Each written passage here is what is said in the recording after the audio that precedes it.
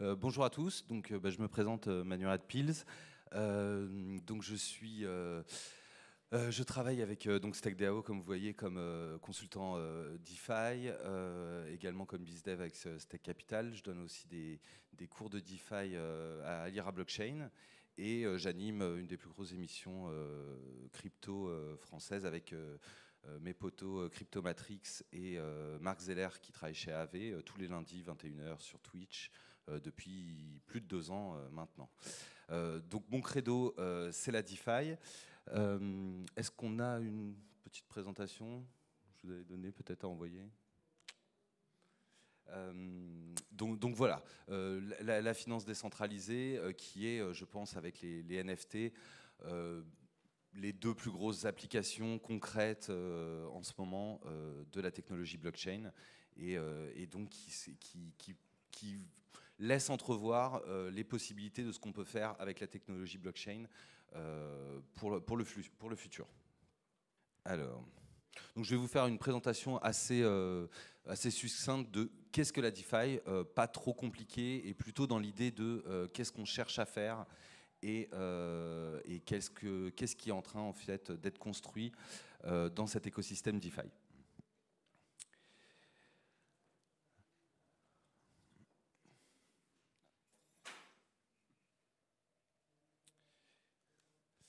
Alors, donc, qu'est-ce que c'est la DeFi? Donc, la DeFi utilise la blockchain, comme je vous disais.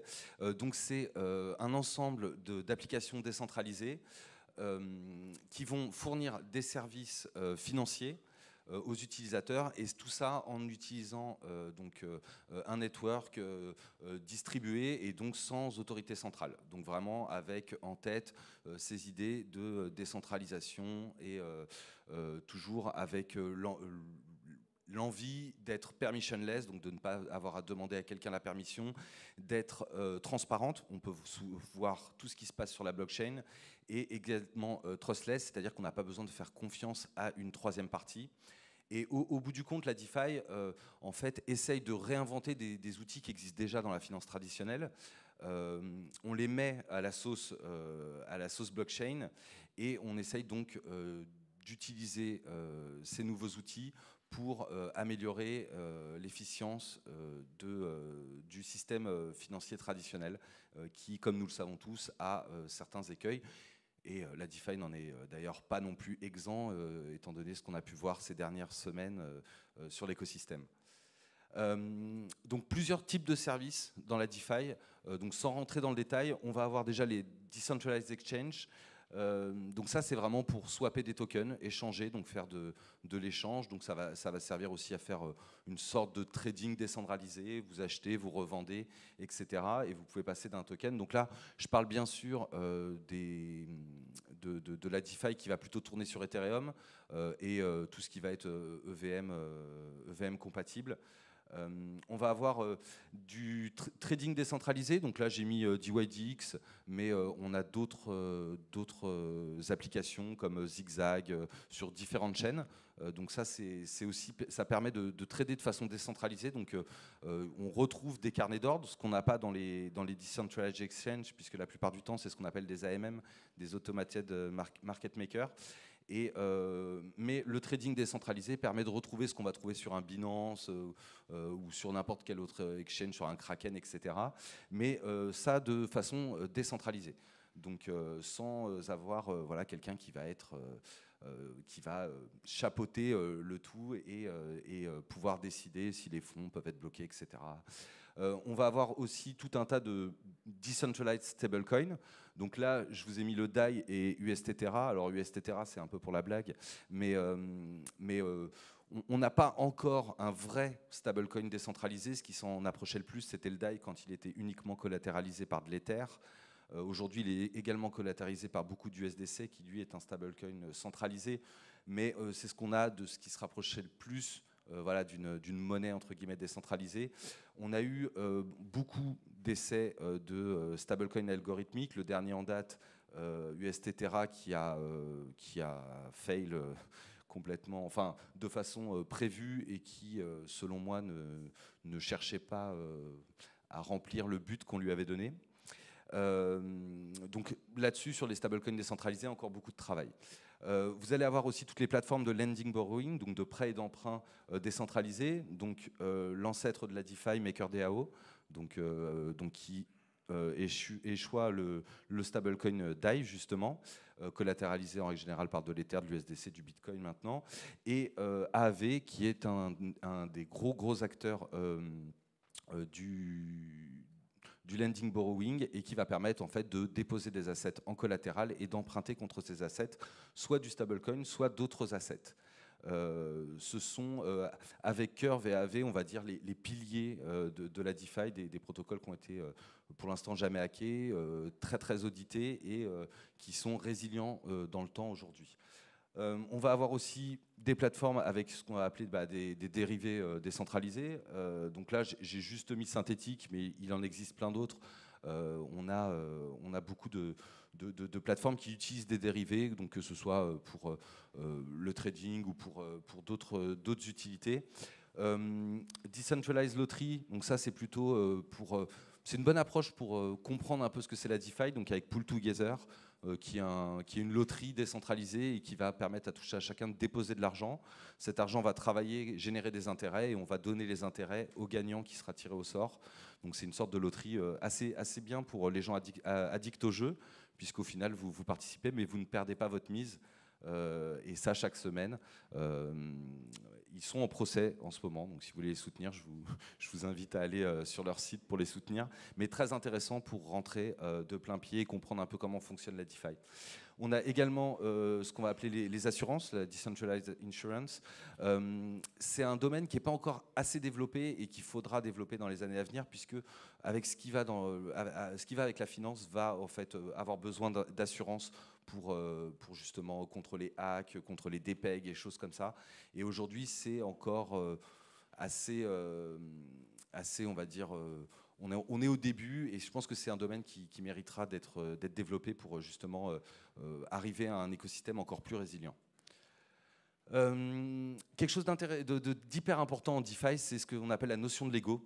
La notion de Lego fait qu'en fait, souvent en DeFi, on a des protocoles qui vont s'atteler à une tâche et à essayer de la faire correctement et de ne pas trop se disperser en voulant faire tout. C'est compliqué de développer plein de contrats, potentiellement plus de failles, etc. Et la plupart du temps, les protocoles vont vraiment se centrer sur une action et de le faire le plus correctement possible. Et au final, pourquoi ils vont utiliser cette vision? C'est parce qu'en fait, la notion de Lego va permettre de construire les protocoles les uns sur les autres. Donc on va avoir des protocoles qui vont se spécialiser, par exemple, on l'a vu, dans des exchanges décentralisés.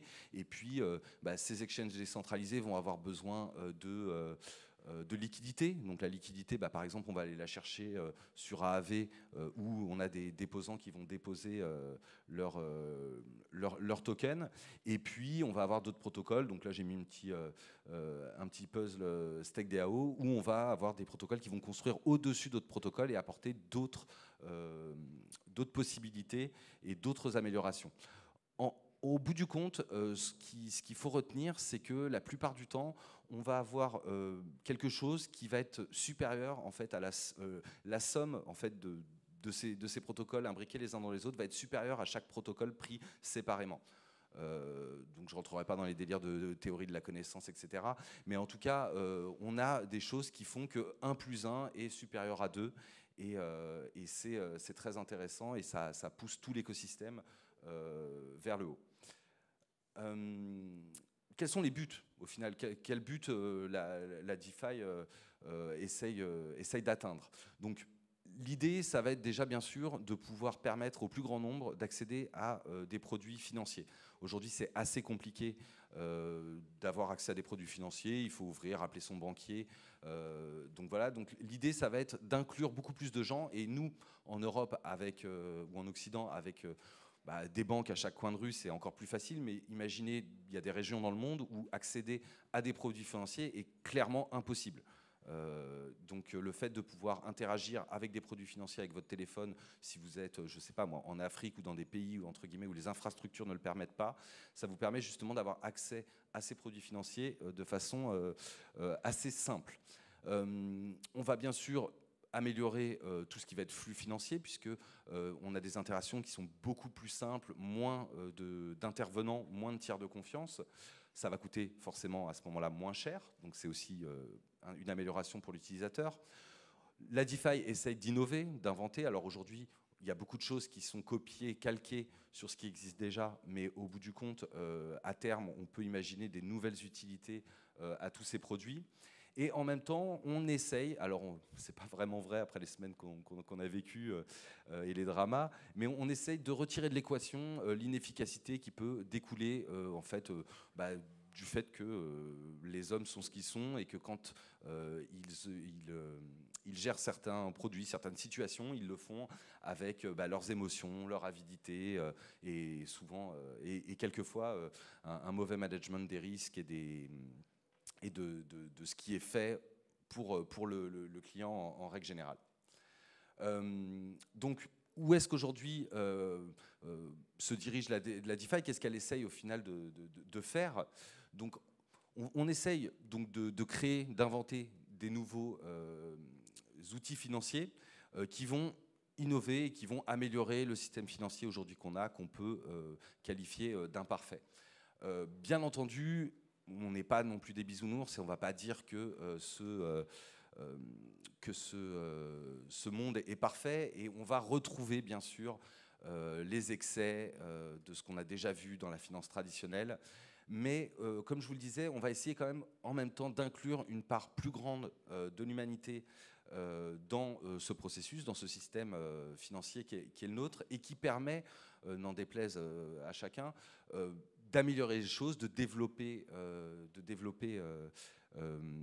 de nouveaux pays, de nouvelles contrées, d'épanouir aussi les individus en leur permettant de financer leurs rêves. Et au final, voilà, si l'argent permet de faire que ces rêves deviennent réalité, au bout du compte, les builders que nous sommes, on essaye justement de faciliter l'accès à ces outils. Donc au final, voilà, l'innovation, la créativité, l'accès, l'efficience sont en fait les piliers de ce qui nous anime dans nos actions chaque jour. Je vous ai fait une petite vidéo rapide. Alors ça, je ne sais pas comment je le lance. S'il faut un play. Proxy, je fais next. Comme ça, voilà.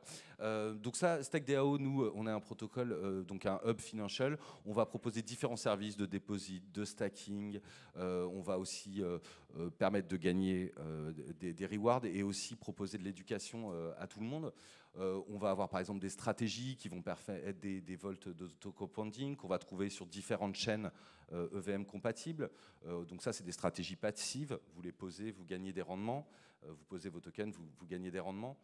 On va également avoir des stratégies un peu plus complexes, comme des stratégies d'options. Donc là, je ne rentre pas dans les détails, mais vous avez des stratégies où vous êtes writer d'options. On a des petites vidéos qui sont très bien faites, qui expliquent, donc toujours dans un souci d'éducation, ce qu'on peut faire. Tout n'est pas sans risque.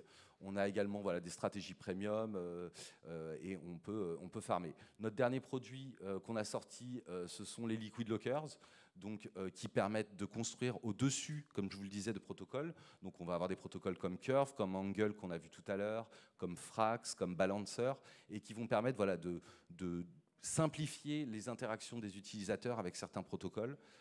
Ça reste quand même un peu complexe au début, mais c'est comme tout. Si on veut s'investir et gagner, il faut s'impliquer un petit peu, et on parle quand même de gestion.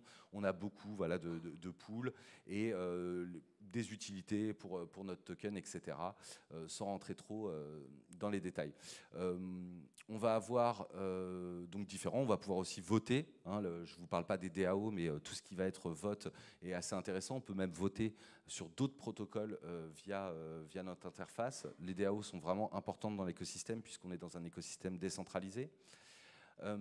Et donc, voilà, tout ça va nous permettre également, via la StackDAO Academy, on essaye d'éduquer un maximum.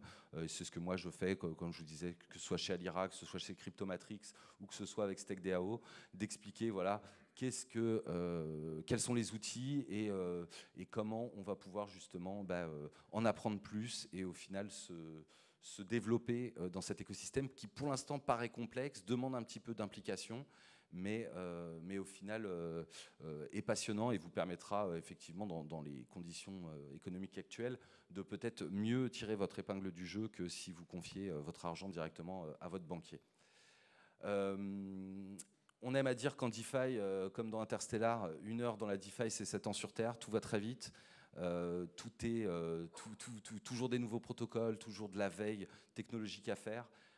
Donc effectivement, c'est dur à suivre, mais notre idée est aussi de simplifier au maximum les outils pour que tout à chacun puisse participer à cette révolution. Et donc on y est 24 heures sur 24, 7 jours sur 7, presque en mission, je dirais. Voilà, je vous remercie de m'avoir écouté et puis je vous retrouve après pour le panel.